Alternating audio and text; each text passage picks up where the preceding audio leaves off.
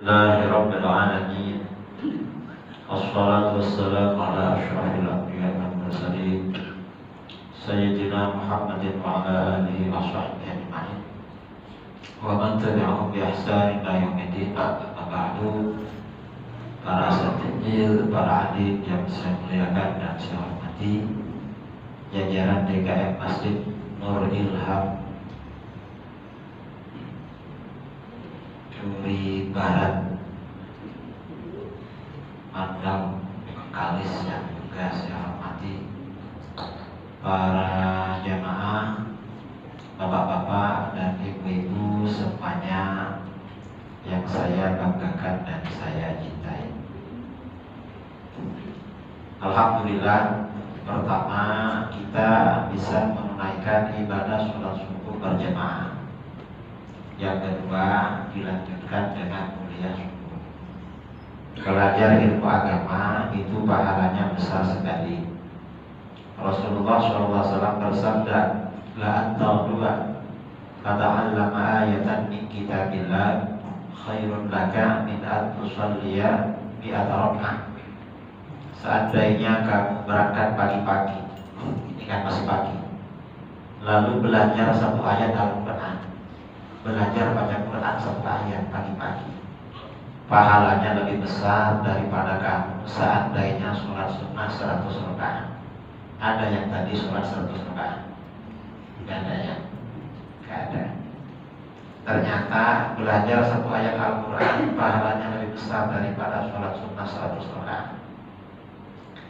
Itu TPQ Al-Quran.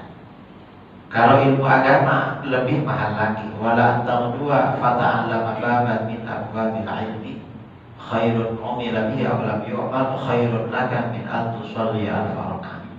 Dan seandainya kamu berangkat pagi-pagi, lalu kamu belajar satu bab ilmu agama, baik ilmu itu kamu amalkan atau tidak kamu amalkan.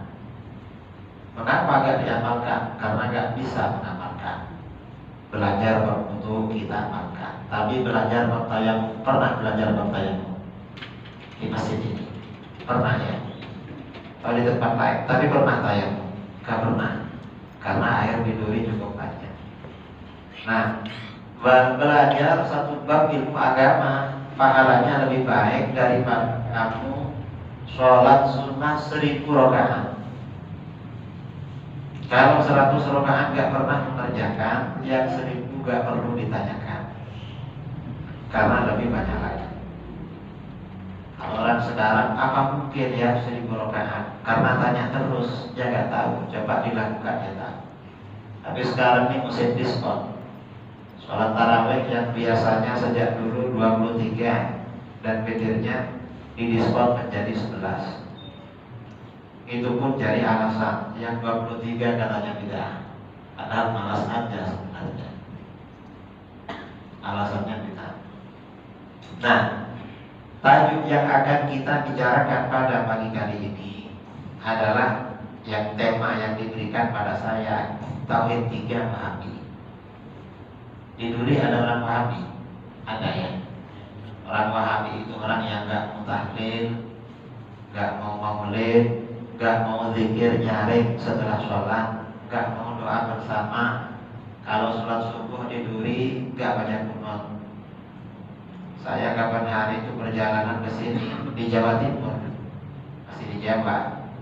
Kemarin ya pagi sholat subuh, ada jamaah setelah saya pas kunut tangannya biasa aja, agak baca amin tangannya akan diangkat.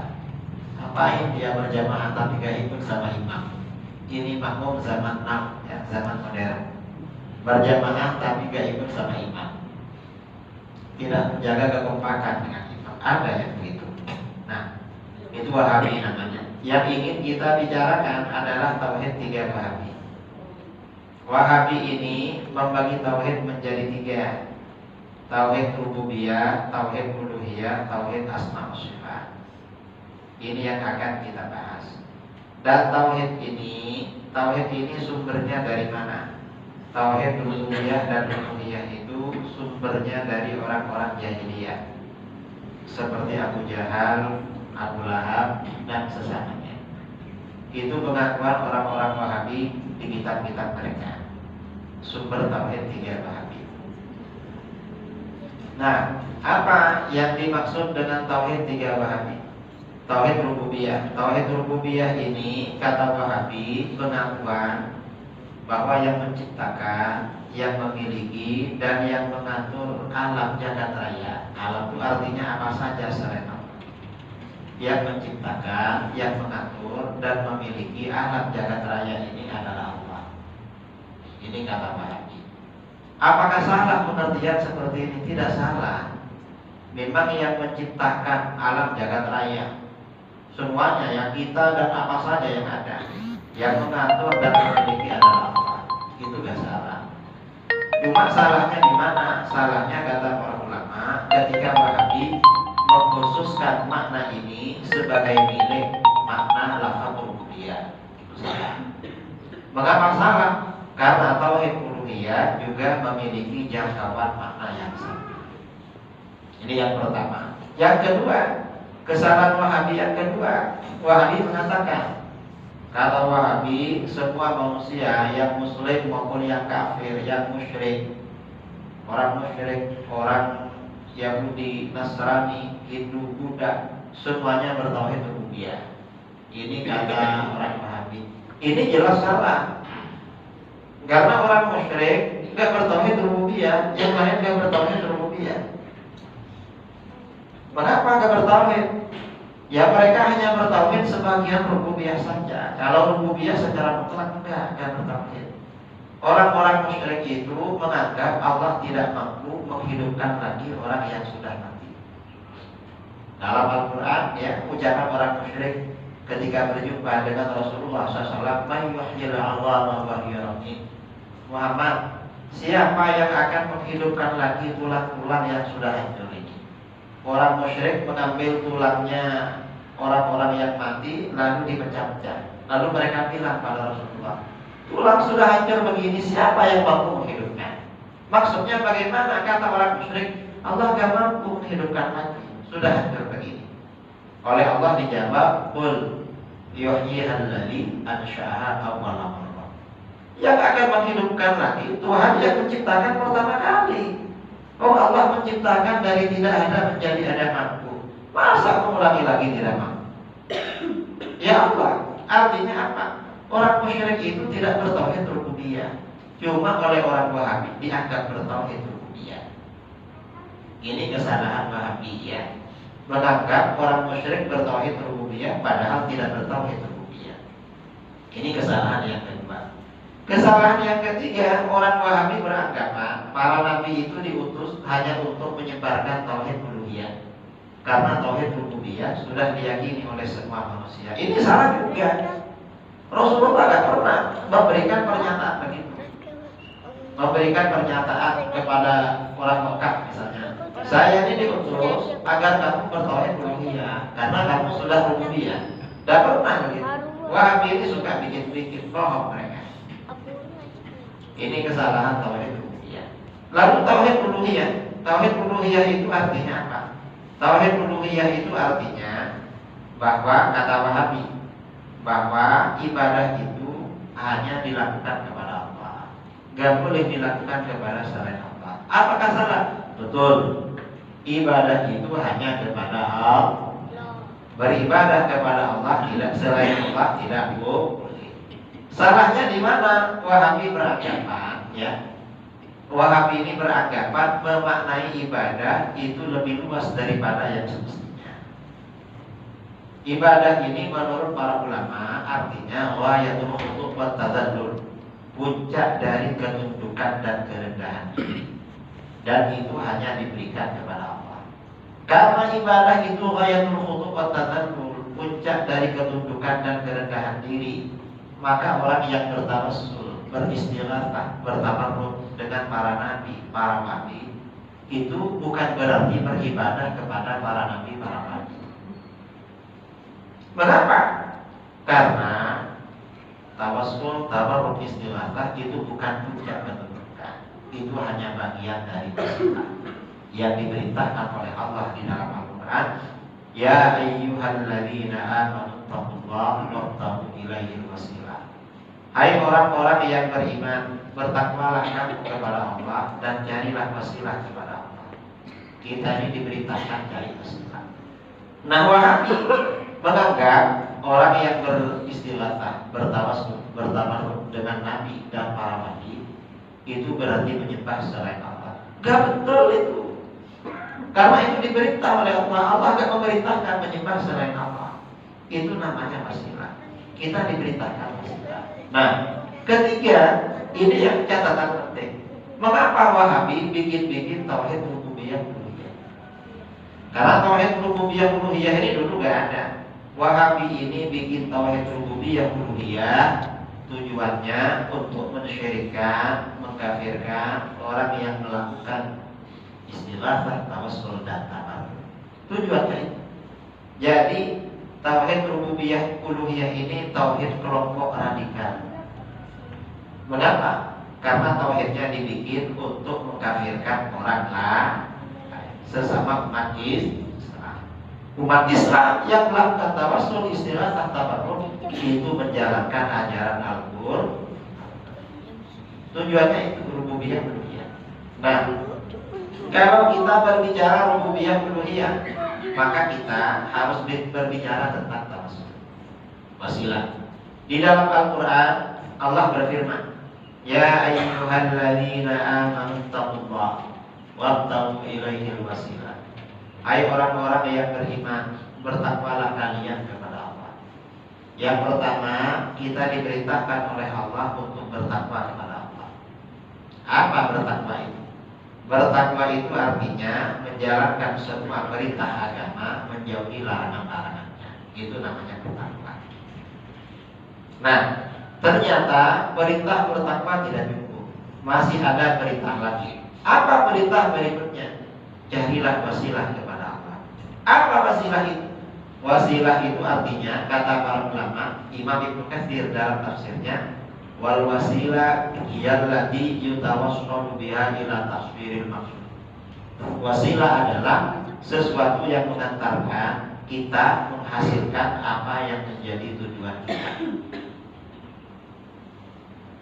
Misalnya kita mau minta anaknya orang, menyampaikan sendiri gak berani, lalu minta tolong kawan yang dekat dengan dia. Nah, kawan ini namanya wasilah.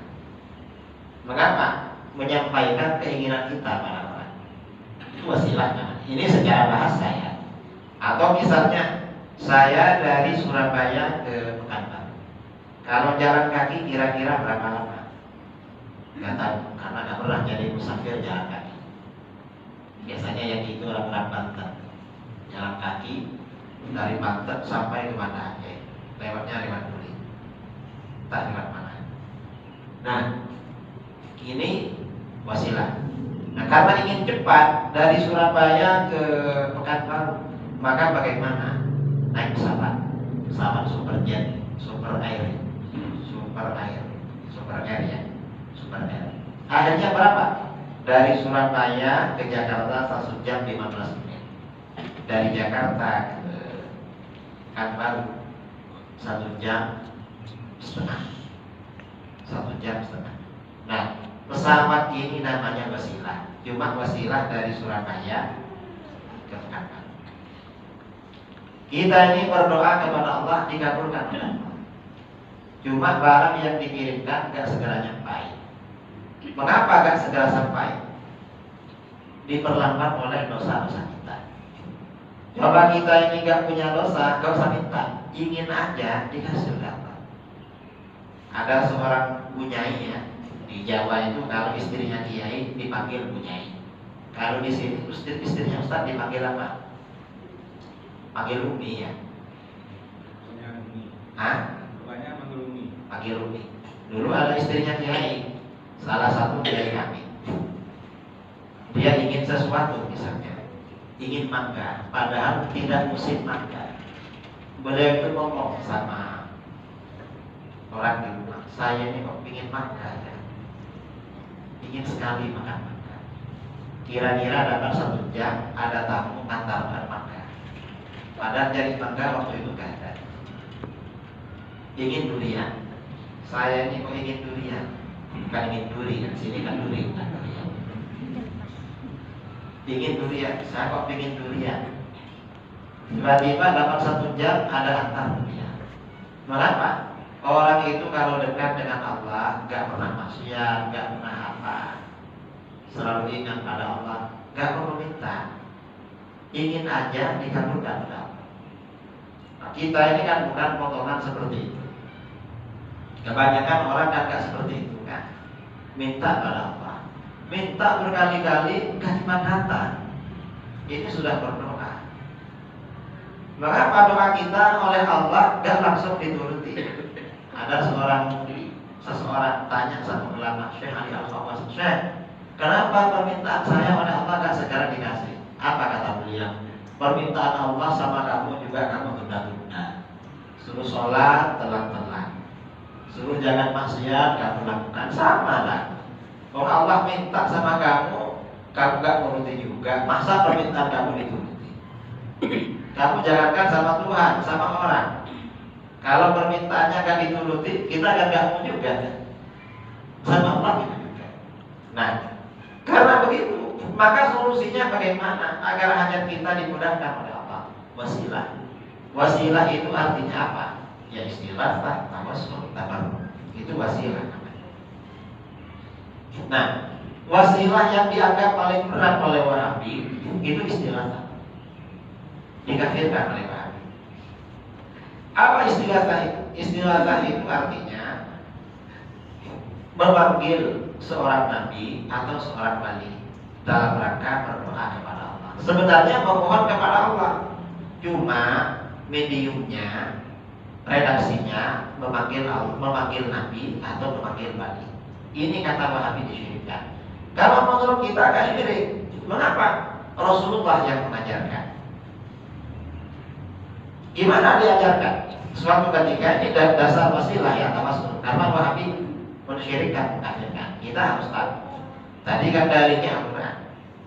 Wasilah itu sebenarnya banyak macam ya. Asmaul husna wasilah. Tapi antara kita dengan Wahabi gak ada bedanya, sama. Kemudian amal soleh wasilah. Ini sama-sama diterima. Minta doa kepada orang soleh. Ini sebagian Wahabi mensyirikkan. Kalau kita minta doa kepada orang soleh itu tidak syirik.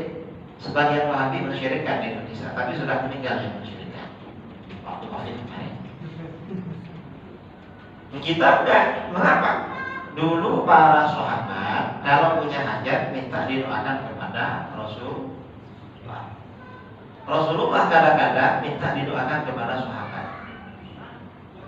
Setelah Rasulullah wafat, Rasulullah berpesan kepada sahabat, nanti ada orang soleh namanya Uwais Al-Qarani, minta doa sama dia.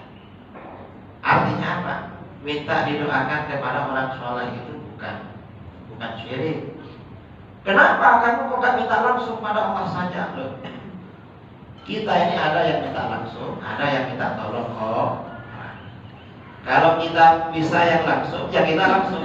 Tapi kalau yang nggak bisa, minta tolong orang, itu biasa seperti itu. Itu namanya wasilah.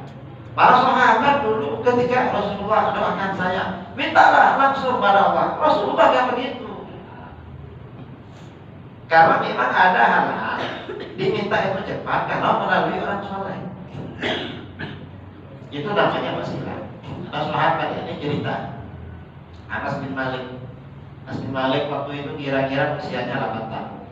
Dibawa oleh mamanya, ibunya Ummu Sulaim menghadap Rasulullah. Ibunya ini orang miskin. Karena orang miskin, Anas bin Malik ini baju yang dipakainya itu kerudung mamanya. Kerudung mamanya digunting jadi 2, satunya untuk bagian bawah, satunya bagian atas.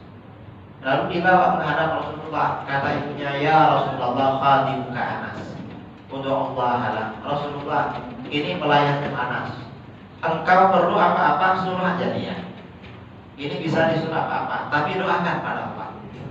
Minta didoakan kepada Allah.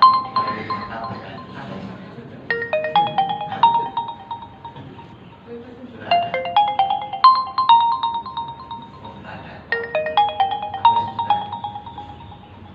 Tapi doakan Rasulullah, anak saya ini. Rasulullah melihat Anas bin Malik kondisinya, ekonominya seperti itu. Maka apa doa Rasulullah? Rasulullah berdoa kepada Allah, Allahumma akthir malahu wa waladahu wa barik lahu fima a'taitu. Ya Allah, perbanyak harta anaknya dan anaknya.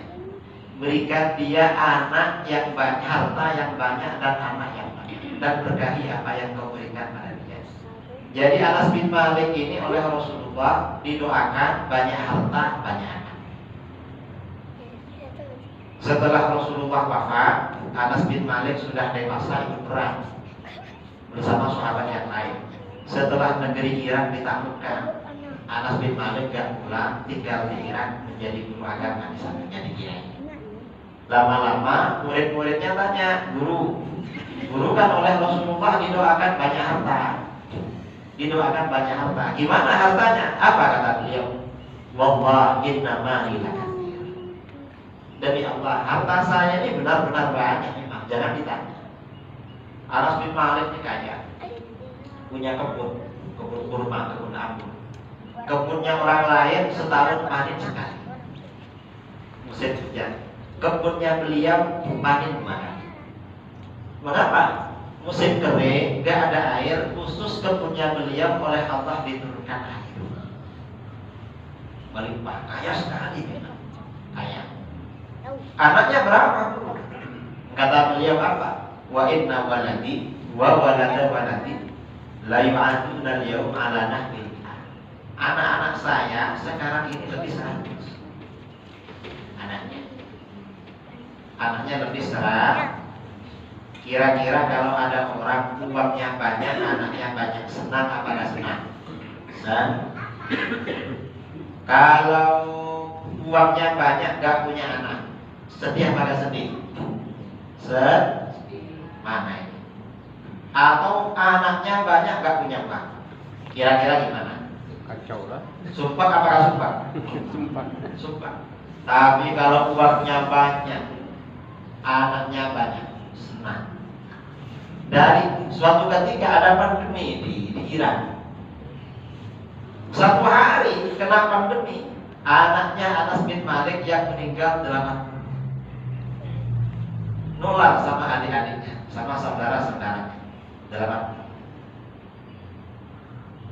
Untuk anaknya 125. Sisa berapa ya? Sisa 45. Makanya punya anak banyak penting. Kenapa? Kalau kena pandemi ada sisanya. Coba anaknya cuma 80 kan gak punya lagi. Nah ini artinya apa? Minta doa orang-orang soleh itu bukan kesyirikan, tapi itu wasilah. Kemudian termasuk wasilah beristighatsah dan bertawassul dengan Nabi. Itu juga tidak syirik. Tidak syirik. Oleh Wahabi disyirikkan. Mengapa tidak syirik? Di dalam hadis riwayat Imam An-Nasai, riwayat Ibnu Majah, riwayat Ibnu Sunni, riwayat Ibnu Abi Syaibah dan lain-lain. Suatu ketika Rasulullah SAW mengajar di rumah salah seorang sahabat. Tiba-tiba ada seorang laki-laki tunanetra. Apa tunanetra? Buta. Menghadap, ya Rasulullah, ud'ullah ayyakshifa basarikum. Rasulullah, doakan pada Allah agar saya bisa melihat. Saya ingin melihat, katanya indah di dunia ini. Apa kata Rasulullah? In syi'ta sabarta fahuwa khairun lak. Kalau kamu mau, kamu yang sabar aja, gak usah melihat, itu lebih baik. Kamu punya pahala gak bisa melihat. Wa in syi'ta, tapi kalau kamu mau, tak doakan. Ternyata kata laki-laki itu, doakan aja Rasulullah, ingin melihat. Akhirnya apa? Ternyata laki-laki ini oleh Rasulullah disuruh ambil wudhu. Idil qita'ah. Kamu datang ke tempat wudhu, fa'ahsinil wudhu. Kerjakan wudhu dengan baik. Tsumma il masjid. Lalu kamu pergi ke masjid. Tsumma sholli rak'atain. Lalu kamu sholat 2 rakaat. Tsumma qul. Lalu kamu baca doa ini. Allahumma inni as'aluka. Ya Allah, sesungguhnya aku memohon kepada Engkau. Wa atabarjam ilaika. Dan aku bertawassul kepada Engkau binabiyika Muhammadin, dengan wasilah Nabi Muhammad, Nabiyir Rahmah, Nabi pembawa rahmah. Ini kan namanya tawassul. Ya Muhammad, ini istilah karena memanggil Rasulullah, hai Muhammad. Ya Nabiyir Rahmah, wahai Nabi pembawa rahmah. Inni tawajjahtu bika ila. Sesungguhnya aku bertawassul dengan kepada Tuhan. Fi hajati hadhihi, mengenai hajat ini tumutani, agar dikabulkan untuk Allahumma fasyafi' fiyya wasyafi'ani fi nafsi. Ya Allah, terimalah pertolongan Nabi untuk diri dan pertolongan diri untuk dirimu sendiri. Suruh baca baik. Akhirnya sahabat itu diantarkan ke tempat wudu dengan baik. Habis itu ke masjid, sholat hajat 2 rakaat. Habis itu baca baik. Setelah baca doa tadi, apa yang terjadi? Tidak lama kemudian laki-laki itu datang ke tempat Nabi mengajar, sudah sembuh dari kita. Kata para ulama, doa ini cocok dibaca oleh orang yang sakit. Orang yang sakit keras, nggak ada obat baik. Tapi kalau cuma sakit ringan-ringan, ya beli obat lah. Kotrek berapa? Kalau cuma sakit kepala, beli kotrek berapa harganya kotrek? 100 rupiah ya? 1000? Wah, berarti sudah lama. Kira 100 itu masih kecil. Sekarang ganti Panadol, enak badan. Sudah lama kan? Baru kalau sakit keras, parah baca. Artinya apa? Istilah tawassul itu tidak syirik, karena yang mengajarkan adalah Rasulullah. Oleh Wahabi disyirikkan. Gak betul itu. Begitu hadis ini disampaikan, apa kata Wahabi? Kata Wahabi, doa ini boleh dibaca ketika Nabi masih hidup. Kalau Nabi sudah wafat, gak boleh dibaca. Mengapa? Syirik. Kita tanya sama dia, yang bilang begitu siapa? Nabi apa kamu? Saya. Ya. Kita gak ikut agama kamu, kita ini ikut agamanya Rasulullah. Rasulullah gak pernah bilang kok. Coba kalau ini syirik setelah Nabi wafat, Rasulullah pasti mengingatkan, awas ya, kalau saya dah meninggal jangan dibaca karena syirik. Rasulullah gak pernah bilang begitu. Wahabi itu merubah ajaran agama Rasulullah saudara. Diubah menjadi agama mereka, agama Wahabi. Beda. Karenanya setelah Rasulullah wafat, doa ini diajarkan oleh sahabat kepada muridnya. Diajarkan pada masa Sayyidina Utsman bin Affan. Rawi hadis ini namanya sahabat Utsman bin Hunayf. Utsman bin Hunayf ini melihat laki-laki bolak-balik ke pintunya khalifah. Khalifah itu kalau di negeri kita presiden. Bolak-balik ke pintu. Datang dari lagi. Akhirnya ditanya oleh beliau, kamu kok bolak-balik ke sana katanya? Apa kata lagi? Tuhan, saya ini mengajukan proposal, permohonan kepada khalifah. Sampai sekarang nggak dipanggil-panggil, belum dipenuhi. Lalu kata Sayyidina Utsman bin Hunayf ini apa? Kamu gini aja, kamu butuh yang baik. Lalu ke masjid sholat hajat 2 rakaat, lalu baca doa ini. Allahumma inni as'aluka. Mengapa? Dulu ada orang buta datang kepada Rasulullah, ingin sembuh, oleh Rasulullah suruh wudu, suruh sholat hajat 2 rakaat ke masjid, suruh baca doa ini dan sembuh. Coba kamu amalkan. Akhirnya dia mengamalkan. Diajarkan. Setelah mengamalkan doa itu, dia datang ke pintu Sayyidina Utsman. Pintu langsung dibuka dan langsung dipanggil. Setelah itu ditanya, kamu minta apa? Dan permohonannya langsung diasisi. Kata para ulama, oh berarti doa ini cocok kalau kamu mengajukan permohonan ke atasan, ke Pak Wali Kota, ke Bupati, ke Gubernur, atau ke Komisaris, ke Direktur. Baca doa ini. Mengapa? Karena dulu ada mengamalkan begitu. Sakit keras atau hajat apa saja. Dan doa ini saudara bisa dibaca untuk hajat apa saja. Saya di rumah biasanya ya, di rumah kalau habis subuh itu wiridan sama anak-anak dibaca.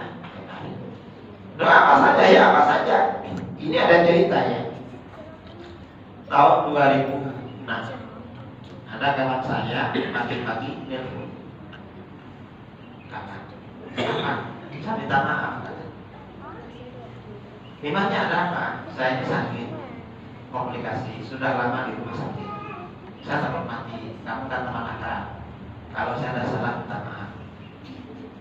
Akhirnya kawan ini tiap pagi saya telepon. Saya motivasi agar dia insya Allah kamu sembuh. Berapa bisa? Insya Allah. Kalau Allah berkehendak. Kalau Allah berkehendak apa ya? Karim. Yang pagi. Kira-kira dapat 2,5 bulan saya jemput, HP-nya tidak ada. Saya berpikir waktu itu, ini mungkin sudah mati. Kok HP-nya dibanyak. Beberapa kali habis telepon, enggak ada. Kira-kira dalam 7 bulan kapan ini telepon saya pakai nomor. Saya terkejut, saya tanya sama dia, kamu masih hidup? Loh, siapa yang mati? Dari kemarin di telepon HP-nya enggak? HP saya hilang. HP saya hilang. Saya baru dapat nomor kamu dari adik saya, makanya saya. Gimana kabarnya? Sekarang, alhamdulillah ada 2 kabar gembira. Apa? Alhamdulillah yang pertama saya sudah sehat walafiat. Yang kedua, alhamdulillah saya ini sudah nambah istri lagi. Wah, kamu ini hebat. Lah hebat apa? Dulu telepon saya mau mati, sekarang ini malah nambah istri. Ini yang belum mau mati belum nambah ini. Kalah sama yang mau mati. Dan apa ini mati itu apa hebatnya? Dan itu tahun 2007. Tahun 2009 ada pertemuan para ulama di Jawa Timur di Gresik. Fokus wilayah Nahdlatul Ulama Jawa Timur. Kiai-kiai seluruh Jawa Timur. Pada waktu istirahat ada beberapa kiai, 3 kiai menghampiri saya. Langsung duduk di depan saya. Mereka tanya, Gus, apa kiai? Apa amalannya Gus? Kalau ingin gampang kami nanti. Saya tanya, Yai, saya ini apa potongan punya amalan macam ini? Terus kata mereka apa? Gus, sampian loh. Kalau seminar, kalau ceramah, ditanya apa saja bisa jawab. Masa ditanya kayak gini nggak bisa? Ini kan bukan pertanyaan ilmiah, ini kan amaliyah. Start ya, coba saya telepon kawan saya. Akhirnya kawan yang mau mati bisa telepon. Ya ini ya, apa? Saya tanya loh, kok tanya ke saya? Kan saya yang tanya ke sampean ya. Lain, yang ini terbalik. Saya tanya harus dulu. Apa? Sampai ya kamu ini bisa kawin lagi, doa yang dibaca apa?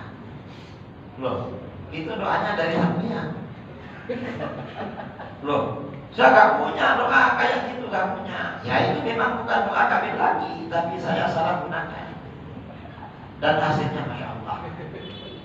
Doa yang mana? Kamu waktu di pondok, teman pondok, kamu kasih amalan pada saya, doa yang diajarkan oleh Rasulullah pada orang buta. Saya makan itu. Beliau ini kiai, di rumahnya ada pesantrennya, ada masjidnya. Apa kata dia? Saya ini, kata dia, setelah saya ini sembuh, saya pikir ini kesempatan kami lagi. Karena kalau sakit lagi, jangan nambah, dan ada lagi pakai. Saya hafalkan. Setelah hafal, saya berwudu terus ke masjid. Saya sholat hajat rakaat. Setelah sholat hajat, saya baca apa itu dengan khusyuk. Setelah khusyuk, saya pulang. Sampai di rumah, istri saya menghampiri saya, Mas, apa? Saya nggak kawin lagi. Kamu ini apa? Kamu nyuruh saya kawin lagi? Ya udah, kalau kamu dengan kawin lagi bisa bahagia, sehat walafiat, saya suruh kata. Yang penting kamu istiqomah mengajar anak-anak saya. Kamu nyuruh saya kawin lagi? Ya kalau kamu ingin dan bisa sehat saja. Kalau kamu yang nyuruh, berarti ini perintah suci. Karena istri yang ya sudah kalau begitu, saya laksanakan. Bismillah, karena ini perintah dari kamu. Saya ini ingin selalu melaksanakan perintah kamu. Apalagi perintah kayak gini. Ada yang disuruh istrinya kami lagi. Nah, ibu-ibu ya, kalau suaminya malas kamu suruh, kamu kalau rajin ke masjid tak suruh kawin lagi. Coba rajin ke masjid. Ada habis itu minta anaknya orang diterima sama mertuanya dia sih. Langsung ke mertuanya dulu. Habis meminta anaknya orang diterima. Tahun 2011 saya ada undangan di kira-kira 1,5 jam dari tempat beliau. Setelah itu ke tempat beliau jalan. Kawan-kawan yang satu pondok ikut nantang semua. Penasaran. Kenapa? Karena beliau ini dari segi fisik gak monoman orangnya. Orangnya kecil dan tidak ganteng. Biasa-biasa. Ya gak kaya juga. Biasa-biasa. Datang semua. Sampai di sana, mau cek. Kamu ini hebat. Apa? Katanya istrinya sudah 2. Kata siapa? Ini ramai. Ya apa? Kamu ini motor tidak langsung. Kamu langsung mendahulunya. Apa kata kawan ini? Saya gak kawin 2, Syekh. Itu fitnah. Ya Pak, saya sudah 3 sekarang. Artinya apa? Istighatsah itu bukan perbuatan syirik dan tidak melanggar tauhid uluhiyah. Enggak, mengapa? Karena istighatsah itu juga ajaran baginda Rasulullah. Maksudnya itu. Dan kamu gak perlu minta amalannya sama saya. Yang laki-laki gak boleh kamu kawin lagi yang dikasih. Kalau ibu-ibu gak apa-apa minta amalan tadi. Mungkin sakit punggung, sakit apa tak kasih. Ya, sehat. Nah, artinya apa? Istighatsah, tawassul, tabarruk bukan perbuatan syirik, tapi itu masih. Kalau orang Wahabi bersyirik dan sementara mengkafirkan, dan mereka biasanya memutar balikan ayat Al-Quran, mentahrif mana Al-Quran. Apa kata Wahabi? Wahabi ini yang mengkafirkan orang biasanya bawa ayat waqal ma na'buduhum illa liyuqarribuna ilallahi zulfa. Orang-orang musyrik berkata, kami tidak menyembah berhala-berhala itu kecuali agar supaya berhala-berhala itu mendekatkan kami kepada Allah sedekat-dekat. Nah, orang yang beristighatsah, bertawassul, itu kan biar dekat pada Allah. Yang bertawassul dengan Nabi dan wali sama dengan orang musyrik. Jawaban kita, kamu mendistorsi ayat. Mengapa mendistorsi? Karena orang musyrik itu jelas-jelas menyembah berhala. Mana butuh? Kami tidak menyembah berhala kecuali agar berhala mendekatkan kami. Nah, berarti orang musyrik menyembah pada berhala. Adapun umat Islam yang beristighatsah, bertawassul, bertabarruk dengan Nabi dan wali, gak menyembah tetapi berwasilah namanya. Dan wasilah itu diperintahkan oleh Allah. Dan wasilah itu diajarkan oleh baginda Rasulullah. Karenanya tidak musyrik. Karena itu mayoritas umat Islam sebelum adanya Wahabi, sebelum adanya Taimiyah yang pertama kali melarang, sebelum abad ke-8 gak ada yang melarang tawassul istighatsah. Karena itu amalan Rasulullah SAW, diamalkan oleh para sahabat, diajarkan pada mereka. Baru setelah ada gurunya Wahabi, Taimiyah, lalu Wahabi, baru ada yang melarang. Ini ajaran baru ini, bukan ajaran lama. Karenanya kita tetap istiqomah konsisten dengan ajaran yang lama, yaitu ajaran Ahlus Sunnah wal Jamaah. Nah, ini saudara-saudara kesalahan tauhid rububiyah dan tauhid uluhiyah Wahabi. Karena ini waktu sudah 6:30 ya. Jadi ini habis gini ada berangkat kerja jam berapa? Lanjut aja. Ya. Ada jawab. Ini kita lanjutkan ya dengan sesi tanya jawab. Kemudian termasuk wasilah yang disyirikkan oleh Wahabi itu tabarruk. Tabarruk itu ya kita biasa tabarruk anak kita sakit datang para ulama akhir minta dibacakan Fatihah. Tabarruk namanya. Kadang-kadang kalau ada makan para mulia kita siarah ke makan lagi berdoa di situ. Itu tabarruk oleh Wahabi disyirikkan. Kita nggak mensyirikkan karena itu wasilah sekarang. Itu semuanya adalah wasilah. Jadi saya rasa itu mungkin ada yang mau ditanyakan. Saya terangkan tauhid rububiyah uluhiyah. Tauhid asma wa sifatnya kapan-kapan. Karena tauhid asma wa sifat ini kalau diterangkan 2 jam saudara, panjang. Ini sebenarnya rububiyah uluhiyah 1 jam lebih kalau diterangkan. Cuma ini kita singkat-singkat, 2 jam juga sebenarnya. Cuma kita singkat-singkat. Nah kalau diterangkan secara detail langsung dibahas semua. Karena ini agak pelit. Ilmu seperti ini agak pelit. Karena Wahabi biasanya nggak paham. Dan ini mungkin ada Wahabi yang tengok video saya, nggak paham dia.